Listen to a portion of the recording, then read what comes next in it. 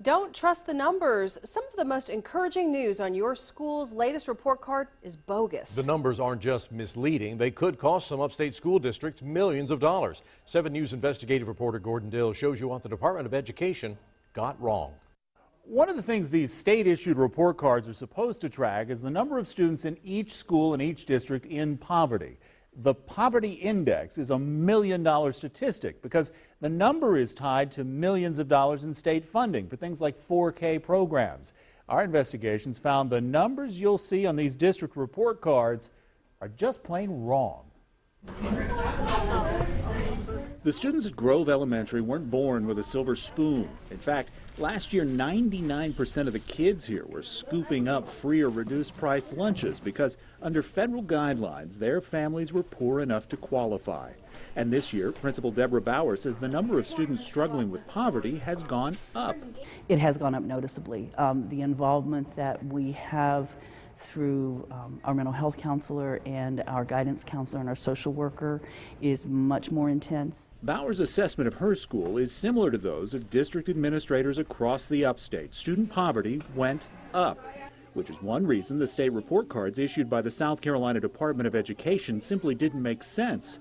The report cards claim the poverty index, the statistic used to measure the percentage of students in need, went down at every district in the upstate. But I'm not sure they visited Grove Elementary. The problem is the poverty index is more than a simple statistic. It's also tied to millions of your tax dollars. And getting that number wrong puts schools and students in financial limbo. For example, if that poverty index goes above 70% in any South Carolina district, the state kicks in more money for early childhood education. Anderson District 5 is one of 3 in the upstate that met that mark for the first time last year. So, schools like North Point Elementary suddenly had state money for these 4K classrooms that enroll 400 kids with more on a waiting list. I didn't realize that great of need was there. Now, based on those new report cards, Anderson 5 is below that 70% threshold. Like every other upstate district, it appears to have had miraculous news in improving childhood poverty, news that doesn't make any historical sense. We went back and looked at the state's poverty index in every upstate district for more than a decade. You'll see it steadily rises every year in almost every district. Experts from the National Center for Children in Poverty at Columbia University told us there was no reason that trend wouldn't continue this year. So, what happened? Turns out those school report cards get it wrong. Poverty index didn't really go down. It just looks that way because the Department of Education is doing some new math. Until this year, the poverty index was based on the number of students getting free and reduced price lunches. But this year, some of the state's poorest schools started feeding free meals to all of their kids, regardless of income. So, the state came up with a complicated new formula, adding in a half-dozen new measurements, a totally new statistic with the exact same name, the poverty index.